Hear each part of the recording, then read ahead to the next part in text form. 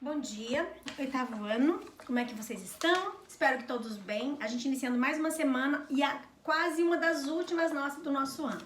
Um ano difícil, um ano com muita provação, um ano de dificuldades, mas também de muitas vitórias. A gente está muito feliz porque nós estamos chegando já no finalzinho desse ano e graças a Deus a gente pôde estar acompanhando vocês o tempo todo. Queridos, quem ainda não fez a rematrícula, passa lá na escola, os prêmios estão muito legal. E se você, o pai tá com dificuldade, vai na escola, fala com a nossa diretora, ela tá lá, ela quer atender todo mundo, então não deixe de ir lá fazer a sua rematrícula, tá? Vamos lá, gente, vou relembrar aqui, vou relembrar com vocês os assuntos do quarto bimestre que a gente começou, tá? Que a gente fez. Queridos, eu falei sobre a arte urbana, que na década de 70 ela chegou no Brasil, que foi o grafite, que foi também algumas performances, mas foi na década de 70 então que chega no Brasil esse tipo de arte de rua, a arte urbana, as coisas que acontecem para que o povo possa participar, tá?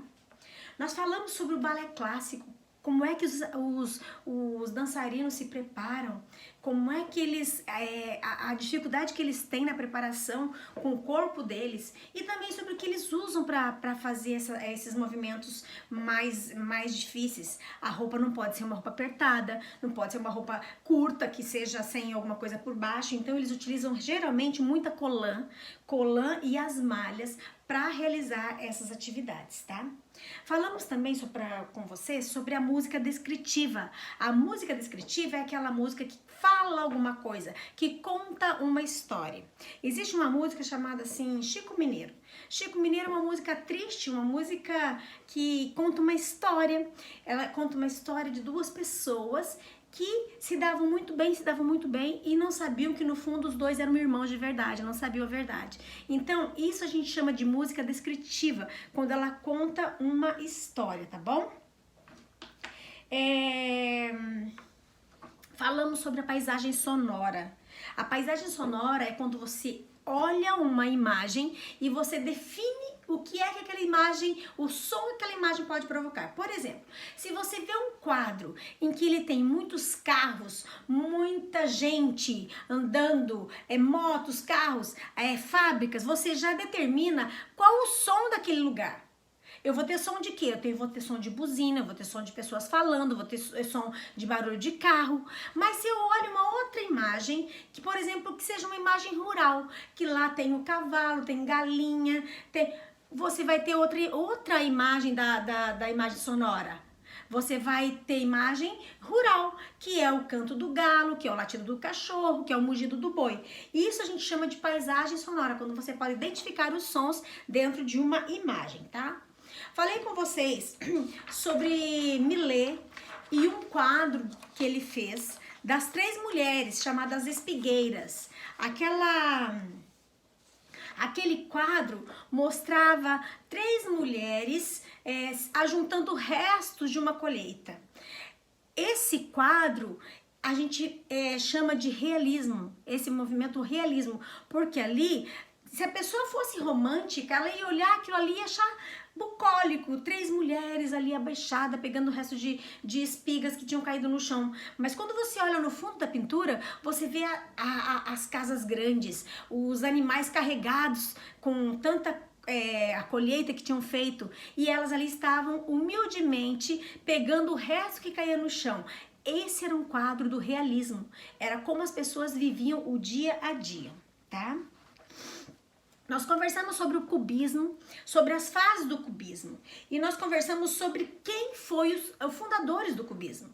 Os fundadores do cubismo foi Pablo Picasso e Georges Braque, tá? Georges Braque. Eles foram os fundadores do cubismo.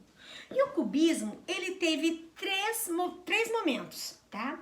Ele teve um momento que foi o momento cisanista, ele teve um momento sintético e um momento analítico. O cubismo da fase sintética foi quando eles começaram a utilizar colagem no desenho. Eles geometrizavam as formas e aí acrescentavam colagem de materiais diferentes. Esse foi o movimento sintético do cubismo, tá? Falando sobre o movimento negro, a gente está vivendo uma fase tão presente disso que parece que foi há tanto tempo que aconteceu a abolição da escravatura, mas até hoje pessoas que têm racismo, pessoas que vivem, sabe, sentem isso muito forte, né? Uma coisa assim que nós estamos vivendo muito presente nesses dias agora, essa semana, e isso me deixa tão mal que eu não consegui nem ver o que aconteceu, porque eu não consigo, me passo mal. E a abolição, gente, aconteceu há tanto tempo atrás, né?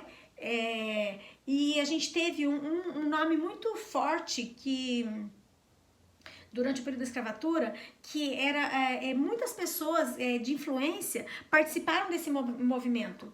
E um dos mais conhecidos aqui no Brasil foi Zumbi dos Palmares, que criavam esses movimentos antirracistas, tá? Mesmo acontecendo a abolição, né, em 1888, no Brasil aconteceu em 1888, com a assinatura da Lei Áurea pela Princesa Isabel. O primeiro país a abolir a escravatura, queridos, foi Portugal. Foi o primeiro país que aboliu a escravatura. Já o primeiro país em que teve escravos foi a Dinamarca, tá? Foi a Dinamarca. Falamos também, queridos, sobre a paródia, que a paródia nada mais é que uma releitura de uma obra, né? Da mesma forma que você faz uma releitura de uma pintura, a gente faz, para fazer a paródia, a gente faz uma releitura de alguma música já conhecida e coloca nessa música uma letra engraçada que chama atenção. A música precisa ser conhecida, porque senão não tem como chamar atenção. Foi sobre a paródia, então, é uma releitura, nada mais é do que uma releitura de uma música, utilizando uma outra letra que tenha um gênero engraçado, tá? Essa foi a nossa revisão e eu espero que todos tenham assistido e boa atividade avaliativa para vocês. Super beijo!